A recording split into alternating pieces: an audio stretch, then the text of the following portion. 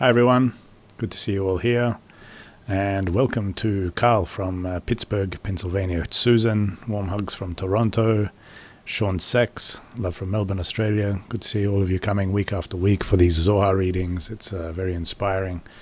Francine, prayers from Portland, Oregon. To be conscious, hello from Denmark. Sylvie, hello and shalom from the Netherlands. Sonia, love from Oslo in Norway. Ray, love from Utah, USA. Anima, hello all, much love. Lisa sends a shalom. Akai says hello everybody, shalom from Peru. Olu from, is just saying hello friends. Southern Sass, hi everyone from Arkansas. Lisa from Venezuela, nice to see you here, Lisa. Alona from Russia, peace on earth. Eric sends love from India. Annie, shalom from North Carolina. Just with a few of these we see people from all around America and really from all around the world connecting around this loftiest of texts. We'll also see on Facebook. No, we don't have there right now. So, as usual, we're going to read the Zohar today. We're going to read this week's portion, which is Lech Lecha.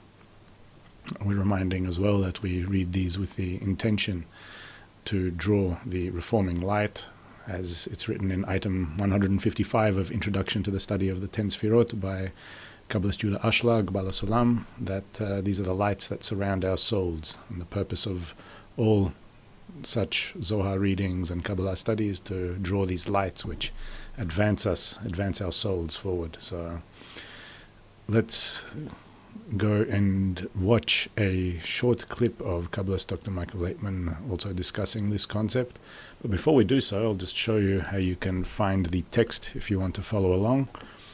So just go to Kabbalah.info, you see the website here, click on the section the Zohar, click on the subsection Study the Zohar, and then you can just scroll down and you'll be able to find Lech Lecha, or do a Control F or Command F and write Lech, and then you'll see it there. Lech Lecha means go forth, and then that's the document we'll be reading from today. So, without further ado, let's listen to a few words introducing the reading of the Zohar and our intention to the reading by Kabbalist Dr. Michael Laitman, and then we'll continue on with it. We said so far that the whole correction of a person is done through the reforming light, which comes to him by learning the wisdom of Kabbalah from the authentic books, where only if he learns the books of Kabbalah correctly, he is rewarded with a light that changes him, some sublime, hidden upper spiritual force that he doesn't know, but it operates on him in some way, as we read in item 155 in that introduction. And then he gets some sort of a grace from above and achieves corrections.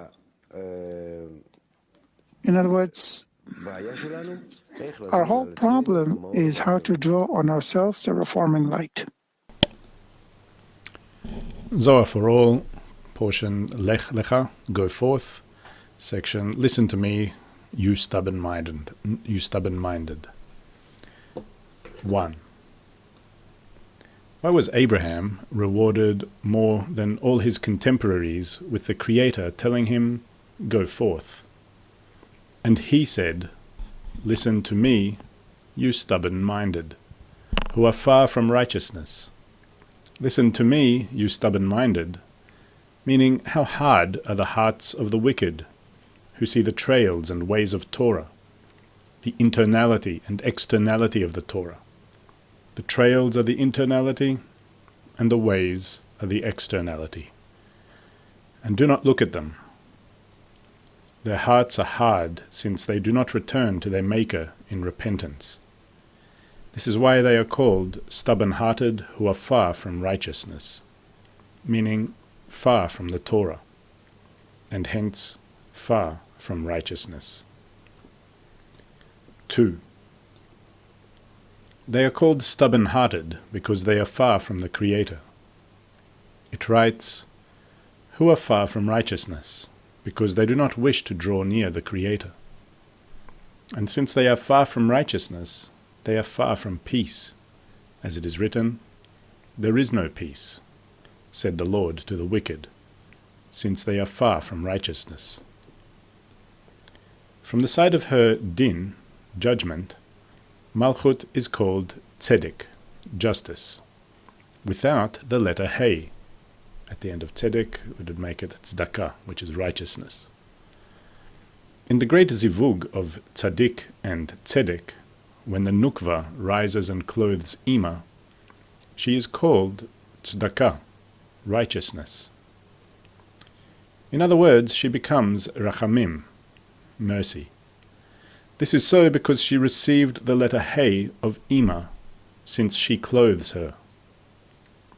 And through the man that the righteous raise to the nukva, while she is called tzedek, they cause a high zivug, and tzedek turns into tzedakah. That is, the din becomes rachamim. This is the meaning of the words, "Listen to me, you stubborn-minded." Because they are stubborn-hearted and do not raise man by looking in the Torah and by penance, they are remote from tzedakah, since they are in dinim of tzedek, without the letter Hey, the mochin, the Ima. And because they draw far from the Torah and do not raise man for the high zivug, they are far from tzedakah, far from righteousness, and are in dinim de tzedek. Thus they have no love for the Creator, and they are far from turning the tzedek into tzedakah, meaning the din into rachamim, for they are not raising man for zivug. And because they are far from tzedakah, they are far from peace. Also, because they do not raise man to turn the tzedek into tzedakah, they have no peace, since they do not cause the high zivug, called peace. Thus peace does not shine upon them. 3. Abraham wanted to bring himself closer to the Creator, and he did. As it is written, "You have loved tzedek," justice, rightness, and hated wickedness. Because he loved tzedek and hated wickedness, he grew closer to tzedakah, righteousness. In other words, because he loved tzedek, he raised man for a high zivug, and the tzedek became tzedakah for him. This is why it is written, "Abraham who loves me," since it is written about him, "You have loved righteousness," which is the love of the Creator. For Abraham loved him more than all his contemporaries, who were stubborn-hearted and far from righteousness. Section, What the World Stands On. 4. People should observe the work of the Creator. After all the people do not know and do not consider what the world stands on, and what they themselves stand on. And those two things are clarified in the essay below. When the Creator created the world, He made the heaven from fire and water, and they were mingled together and did not freeze. Afterwards it froze and stood in the upper ruach. This is so because in the order of elicitation of the mochin, first the two lines, right and left, come out. These are the 2 points, cholam and shuruk, which are called water and fire. They are disputed with each other, which means that each infiltrates the boundary of the other and wishes to subdue him under himself, like 2 moist things that mingle with one another. Finally, the level of Chasadim appears on the Masach de Tiferet, the third line, which decides between them, so that each will illuminate according to its own way, and they will no longer mingle with one another. This is considered that the two lines that were moist and mingled with one another have now been frozen by the middle line, which is Tiferet, and will no longer mingle with one another. It was said that when the Creator, Bina, created the world, Nukva, he made heaven, Ziranpin, from fire, which is the left line, and from water, which is the right line. They mingled together and did not freeze, for they were disputed among themselves, and each interfered with the other's boundary to subdue him under himself, as is the nature of liquids that mix with one another. After the middle line came out, the two lines froze and stood because of the middle line, Tiferet, Ruach. It became like solid objects, where one cannot penetrate the boundary of the other. From there, from Ziranpin, he planted the world, Nukva, to stand on plinths, the three lines of Nukva that stand in that Ruach, meaning the middle line in them. And when the Ruach departs, they all become loose and shake, and the world trembles. This is so because as the lines of Ziranpin froze and stood in the upper Ruach, the lines of Nukva that extend from Ziranpin stand only in that Ruach, since without the middle line there is no sustenance to the illumination of the two lines whatsoever. Everything stands on Torah, since when Israel engage in Torah, when they raise man to zon and extend the middle line, which is the Torah, the world exists, and those pillars and plinths, the three lines of Ziranpin that are called pillars, and the three lines of the Nukva, which are called plinths, are in complete sustenance. At that time it is said about the Nukva, "How lovely are your tabernacles," since the tabernacle is the Nukva, and the world stands on the Ruach, the middle line.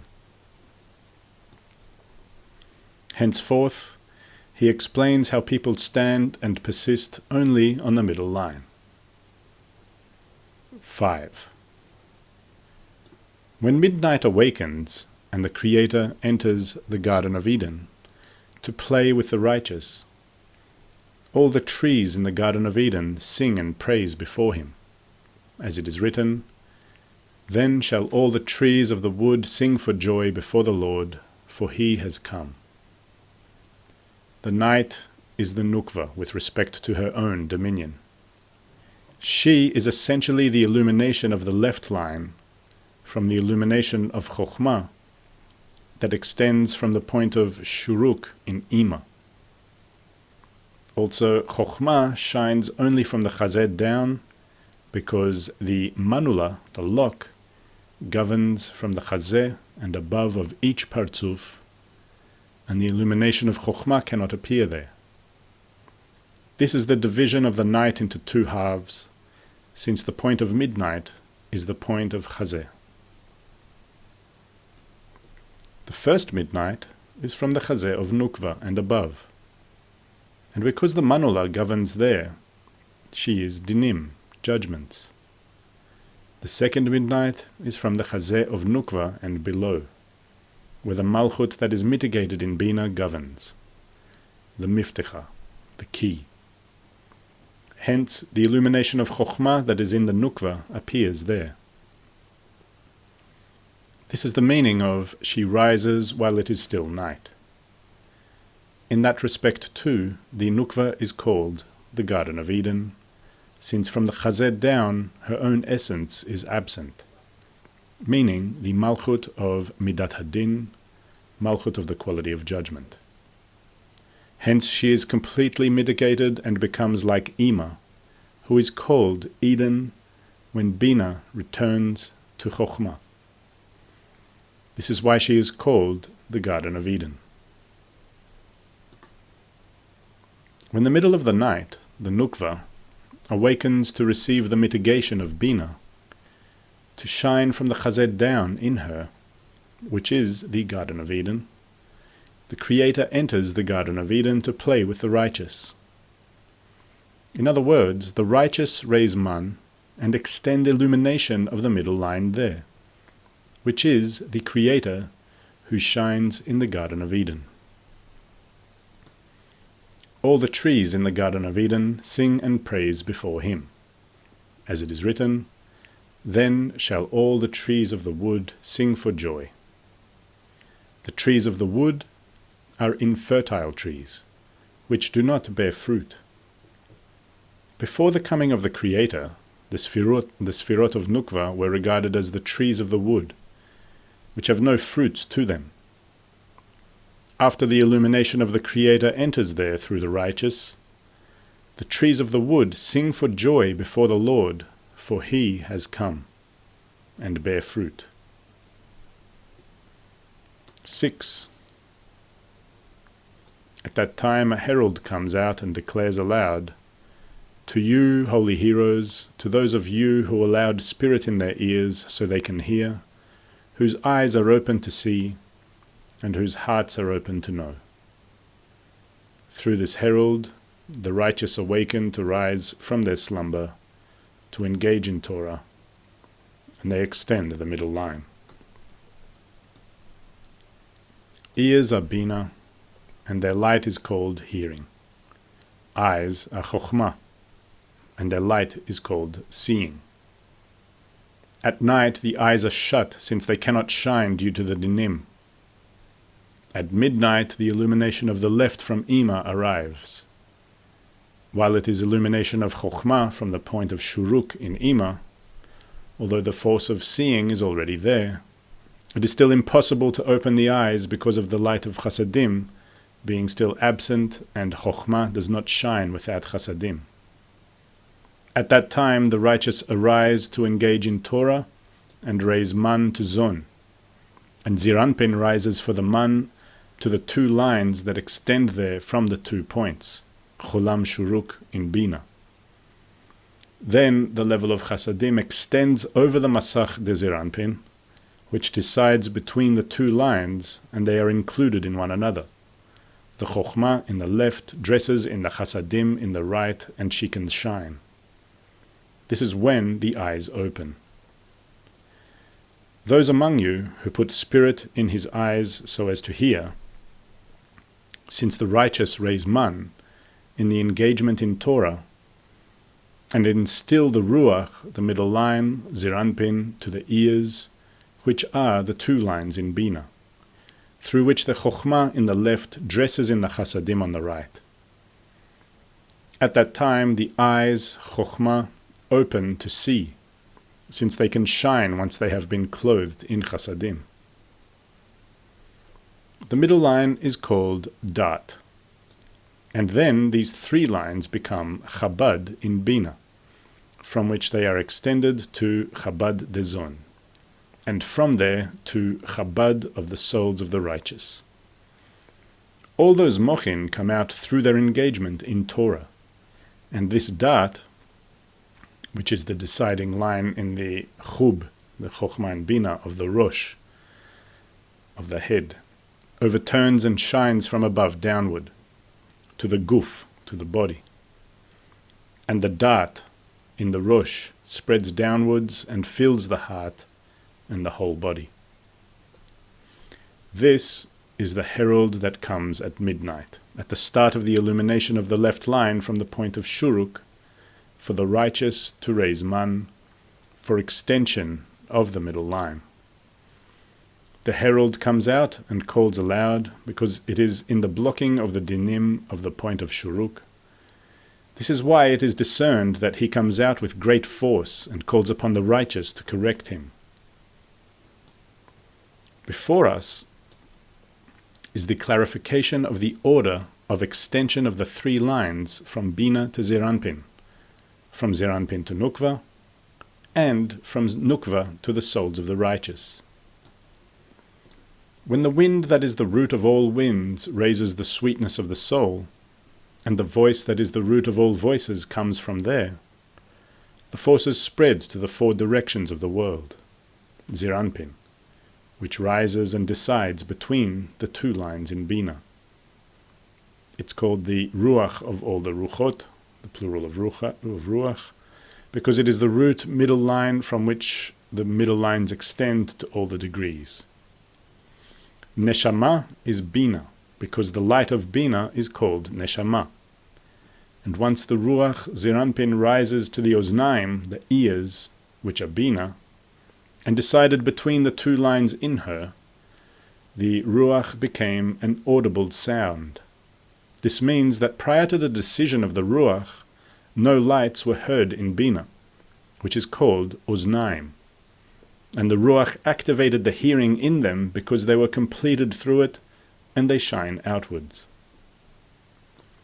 When Ziranpin rose to Bina and raised the mitigation of the lights of Bina, called Neshama, to there, it means that he revealed the three lines, Chabad, there.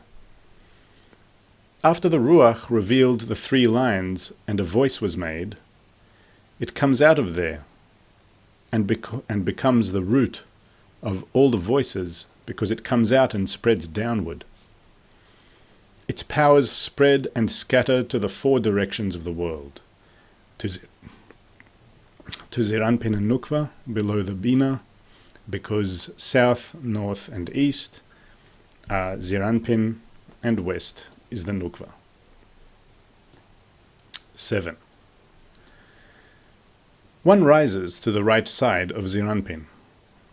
This is south, which extends from the point of Cholam of Bina.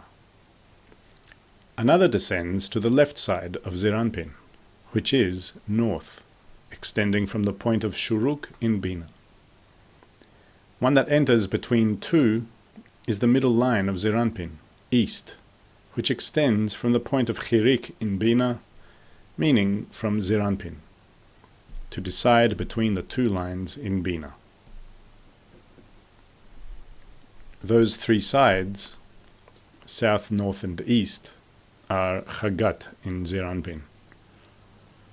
And what he says concerning the illumination of the right, that one rises, means that its illumination rises from below upward.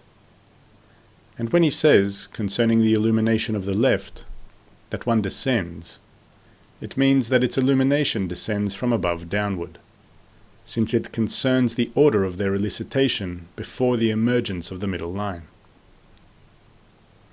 In the beginning, the right line comes out in Vak without a Rosh, Mi. Afterward, the left line, Ele, returns to the Mi, and the name Elokim in blocking is completed. At that time, the right shines from below upward, as is the nature of illumination of Vak, and the left shines from above downward, like Gar. However, they are blocked due to absence of Chasadim. However, after the elicitation of the middle line, and their inclusion in one another, the order of their illumination is reversed. The one that rose descends, and the one that descended rises. Thus the right shines from above downward, and the left only from below upward. And the reason why he does not count the Chabad de Ziranpin is that Chabad de Ziranpin are not real Chabad, but are only Chagat that became Chabad. The two are crowned and illuminate, meaning they became three, Chagat, through the middle line that decided between them. Hence, three enter into one because the middle line, Tiferet, receives and spreads into three other lines by itself, Nehi. This is so because the lower one is rewarded with the full measure that it causes in the illumination of the upper one, since it is its cause.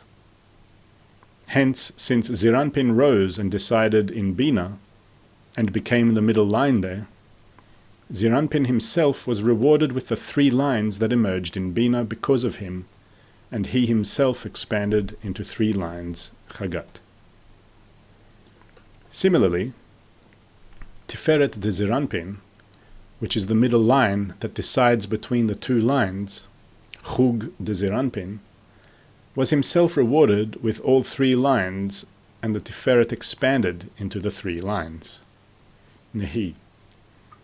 This was so because the two, Chug de Zeranpin, became two lines through Tiferet, hence all three entered the one, which is Tiferet, and he himself spread into three other lines, which are Nehi. Thus 6 Sfirot, Chagat Nehi, came out in Zeranpin.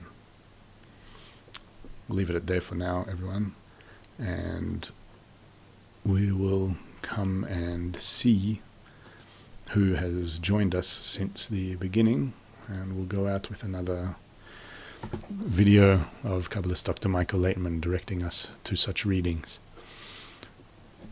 I think we were here at Monica, or Annie says shalom from North Carolina, Monica, love from the UK, Dewey also sends shalom and much love from Alabama, Jocelyn, much love from Ontario, Sheila Leal, we don't have a translation in Spanish, I'm sorry about that, at the moment it's just an English program. But feel free to write to our support. Maybe they'll arrange to do something with her. Elmer Powers, love from Texas. Steve Forstner, hello from Michigan. Mary Pennock, thank you for this weekly portion of Light for the World, for peace. Thank you too, Mary, for coming. And I'm seeing names starting to repeat here. Jennifer joined us. Marina, love from California. Clara says thank you. Thank you all as well for this great privilege to read this very high text with you all. And we'll go out here with also some high words of our teacher here, Kabbalist Dr. Michael Laitman. See you all later, and until next week, a very good one for you. We are in the same reality, the exact same reality that the Creator created at once, the same moment it came out. We're in it, and we see ourselves and everything around us full of contradictions and problems, and we can't say we think it's this way, it's not this way, we see it this way. So how can it be that in one thought to do good to His created beings, the world was created so bad, full of contradictions, things that are opposite of one another. And how can it be that this state that we're experiencing now is also in the eternal reality? It's in the same thought, it's in the same action. That when we come back, nothing changed there, nothing moves. That's something we can compare.